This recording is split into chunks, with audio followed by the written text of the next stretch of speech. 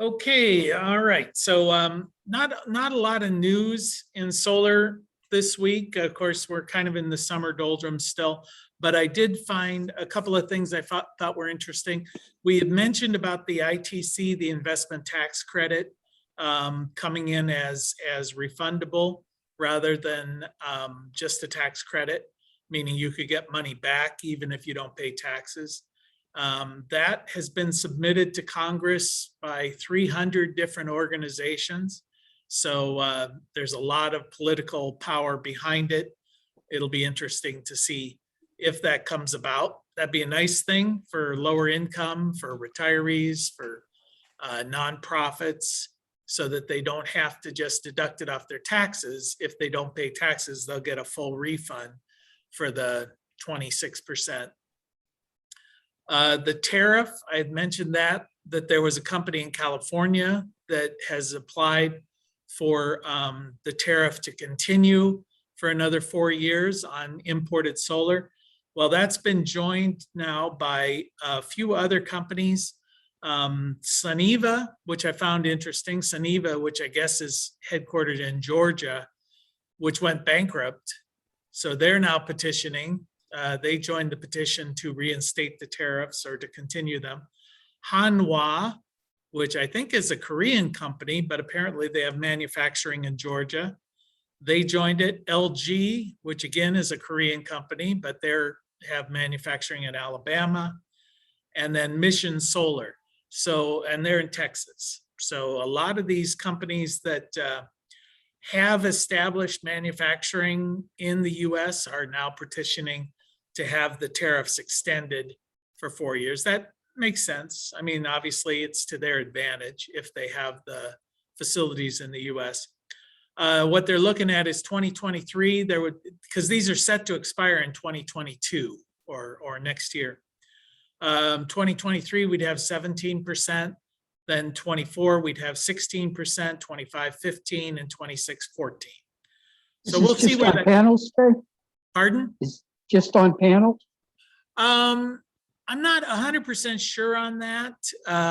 That's what is discussed most often, but I don't know if that applies to other solar products or not. It's always just been discussed as panels. That was for imported panels, primarily from China. So these were the Trump tariffs that went into effect, I think in 2018, was it? And then continue for 4 years. For a while, there was a problem with the legislation where bifacial panels were excluded or were not included in that, which caused a real big bump in people putting in bifacial panels because they were basically 25% cheaper because there were no tariffs. But then they were included a couple years later. I don't know. This is apparently 100% a Biden decision. So in December, he's supposed to make the decision whether to continue it or not. If I had to lay money, I'd say not, but who knows? It's basically a tax on imported panels. Solar Power International, this is the annual conference, has been virtual the last year at least, maybe two. They're committed now to meeting face-to-face September 20th through 23rd in New Orleans. So we'll see how that works out for them. They do say they're going to require masks, but they are 100% committed to holding it in person. So speaking of COVID fatigue. And I was going to mention that I've got a class going on next week, so I'm not going to be holding this meeting next week. So just to let you guys know in advance that we'll skip a week here. So Bob had sent through a question before about panel sizes. I thought we could address that as the main topic, but did anybody have anything they wanted to bring up before I get into that? Nope. Okay, so some of this may be review for you, some of it may be new, but most of the panels that we've been dealing with in recent years have been 60 cell or 72 cell panels. And we kind of become aware of that, but we may not really understand why or what's the advantage or what's the purpose of one versus the other. Typically, when you have these cells, there are usually going to be 3 bypass diodes built into the cell. So a 60 cell panel is going to have 3 sets of 20, basically 3 strings of 20 cells. And those 3 strings of 20 cells act somewhat independently of each other when it comes to voltage, shading, things of that nature. You know, as a general rule, each cell generates about half a volt. It's not exact, but you could then assume that a 60 cell panel is going to be generating in the neighborhood of 60 volts or 30 volts, sorry. The 72 cell panel going to be about 36 nominal volts in that. But the 72 cell is really, again, going to be 3 strings. So you can assume that the voltage on that is going to be a bit higher. And the sizing of these panels, the 60 cell is typically about 39 inches by about 66 inches. So 3.25 feet by 5.5 feet in size. Weighs in the neighborhood of 40 to 45 pounds. And the wattage on a 60 cell panel are typically between about 285 watts and about 315 watts. So these have been the typical residential solar panels. They're easy to, well, not easy to handle, but they're easy enough to handle for one person. The weight is not dramatic. I did look up to see if OSHA has a restriction on weight, and they don't. But generally, as a rule of thumb, the 60 cell panels can be handled by one person. 72 cell, they figure 2 people realistically to handle it, even though they only weigh about 10 pounds more. But they're bigger, a little more awkward. 72 cell is going to be about same width, 3.25 or 3.25 feet wide by about 6.5 feet tall. So a foot taller. So they're longer and taller. Okay.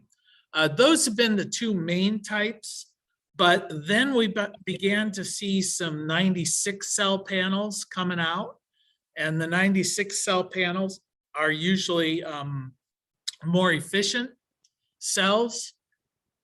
And these panels are a little bit shorter and a little bit wider than a typical 72 cell panel. So it's going to be about 41 inches by 62 inches tall.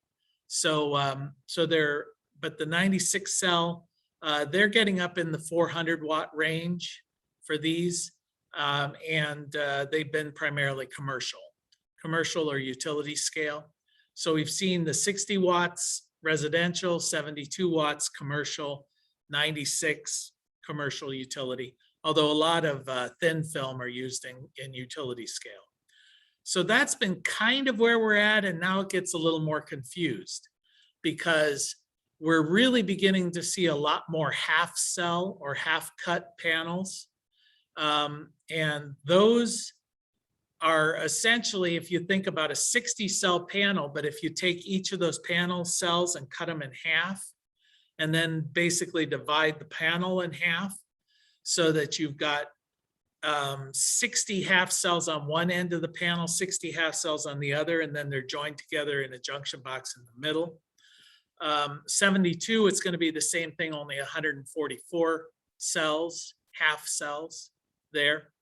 And the advantage of the half cut cells is, even though the distance is small, you know, we're talking 3 feet versus 6 feet, there is some resistive losses in moving the electrons through the panel. So you get some increase in efficiency in these half cut because basically the distance they're traveling is to the center of the panel instead of to one end.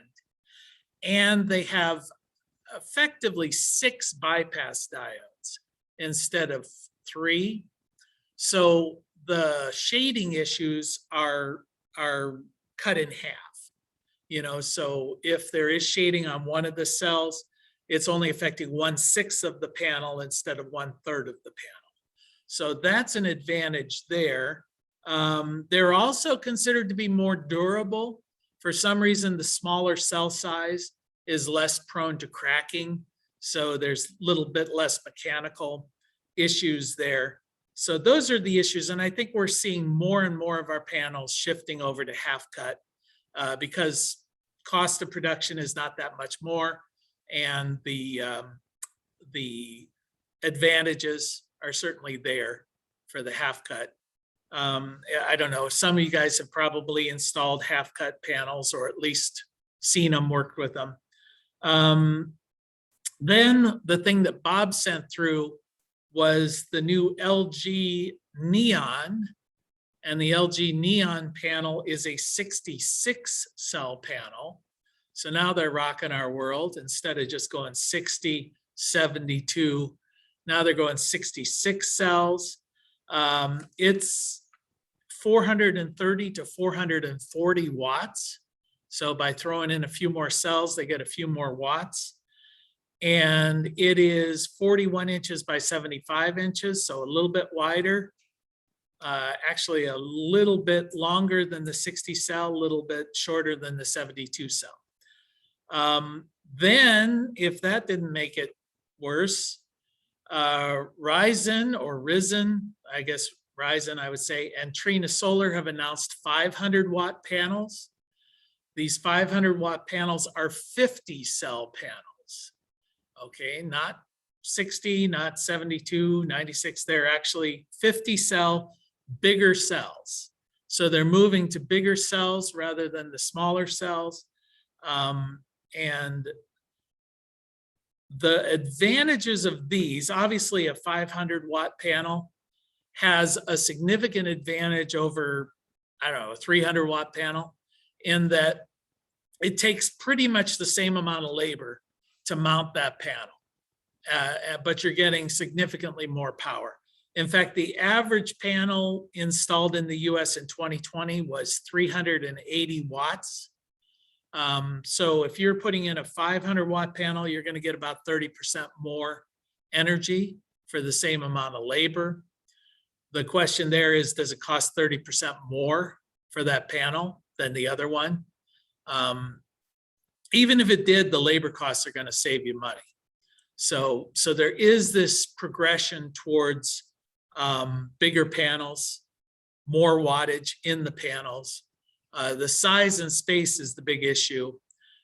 Working around on a residential, if you're climbing up a ladder, going onto a roof, just how big can they make a panel before it becomes a parasail and it takes you off, of the roof in the wind or trying to move people around with it. You're really just clamping it down with 4 clamps. So a 500 watt panel versus a 300 watt panel, well, it's a lot of savings if you can stick that thing in. There's a big movement though with these bigger panels in the commercial and the utility scale. And there is a movement towards 1500 volt within the commercial and certainly the utility can be even higher voltage than that, but commercial voltage systems, we're looking at 1500 volts. And I know, Bob, one of the questions you had was with the Neon, is it compatible with specific inverters? Are there any inverters out there that are compatible with these panels? And from my research anyway, the number of cells really doesn't matter. It's what is the voltage, what is the amperage? Is it within the MPPT range of voltage for the inverter that you're working with? With the end-phase microinverters, they typically will say, I know like with the older 250s, you couldn't use a 72 cell panel with them. You had to go with the IQ7s, but that was because of voltage, not number of cells. The voltage was just too high for those 250s. So with a string inverter, of course, it's going to depend on how many you hook together. and you're going to have to do your string calculations. But obviously, now that we're putting electronic devices on each of these panels, typically, especially on a roof mounted system, you're going to have to make sure that whatever MPPT, or not MPPT, but the electronic device that you put up there is compatible with the panel that you're using. So anybody confused on these things, where we're going with them? Panels, why? Yes, no? Yeah, Bob. Okay, so with a 435 watt panel, I'm not going to put an IQ7 on there because I'm just still going to get X amount of wattage out of it, right? Yeah, well, that's the thing with your inverter. Obviously, you're gonna, with an IQ7, you're gonna be limited to what, 295 watts? Yeah, so you They have a might 366 out now. you might still do that with the inverter load ratio if you're in a, I don't know, a low light environment. For instance, let's say you've got a west facing or an east facing roof. There might be situations, but my guess is you're wasting your money putting that big of a panel with an IQ7. But so that sort of dictates a string inverter, right? possibly, yeah. And a lot of these bigger panels are for the string inverters, the commercial string inverters, not microinverters. Yeah, Eric? The IQ7A, they're claiming 366 watts coming out of those. Oh, they've got a 7A. So is the IQ 8 series for 2 panels? Is that its shit? I saw that advertised somewhere. Alt-E isn't carrying them yet, or at least they're not advertising them. But the 7A supposedly is 366 watts. So that might fit in the range of those bigger panels. Yeah, because what were we saying? 430. Yeah, 430 with a 366. That's just going to be in the range of what, about a 1.2 inverter load ratio, somewhere in there. So that would be reasonable. What was interesting when I did some designs, I found that if I went with the larger output panels, the dimension went accordingly to the output. So larger output panels were larger than the smaller output panels. Yes. But I found that on one roof, I couldn't fit the big panels on there. It just wouldn't add up mathematically. So I had to go with a smaller panel sizes, Yeah, to fit everything in. yeah, they do mention that with residential roof settings, typically the 60 cell panel is the panel of choice, just because of space considerations. But if you're doing a ground mounted system or a commercial system on a flat roof where space is just not an issue, then it makes sense to just go with the bigger panels, because really labor is going to be your big issue there, reducing the amount of time in installing. So, all right, has anybody worked with any of the like 96 cell panels? So I've never hefted one of those around, but I mean, I found they always say one person can handle a panel, but I've found it's always better to have 2, even with the 60 cell panels. I just, they're awkward. It's not that they're overly heavy, but trying to move them around on a roof and shift them into place, it's better to have a couple of people working with them, unless you've got a lot of time and no friends, then you can do it yourself. So, all right, that's what I had researched on the solar panels. Anybody else have anything they want to bring up on that? I should probably look up the Enphase 8s, because we've had some questions on that recently. I think it's still a theoretical product. I don't think it's on the market yet. But I know, Bill, you were mentioning another microinverter you use that has 4, you can hook up 4 panels. Yeah, it's from a company called Hoy Miles. And it turns out it's about half price compared to an Enphase, a new Enphase panel. It has MPPT. There's a a unit that listens to it via Wi-Fi. But I had a question. Micro cracking. I routinely, when I have a solar workshop, I take my knuckles and knock on the panel pretty hard. And I don't know, I mean, I've heard the word micro cracking, but I never seen evidence of it. I don't know how, I mean, presume, I don't, does anybody have any information regarding that? Well, I've seen some severe cracking when forklifts have been involved with panels, but I don't think wrapping with it with your knuckles is going to do anything. I think what you have to do for that is use a infrared camera and see if you're getting any hot spots in your panel. That would be an indication of a problem with it. So you could use, any kind of infrared camera and look for that. Does micro cracking interrupt the current flow path? That is the traces where the current flows, or what? I'll have to look it up. Yeah, I just recall that they talk about hot spots in the panel. So it sounds like it would be resistance, pockets of resistance in there, whether it's That makes sense. arcing or who knows what, but they're isolated within the cell. So, okay. Anybody else have anything? We may have a short session here today. So we're in the summer doldrums. Okie doke. All right. Well, all good meetings end early. So, all right. So I'll talk to you guys. We're going to skip next week, but we'll meet in 2 weeks. All right.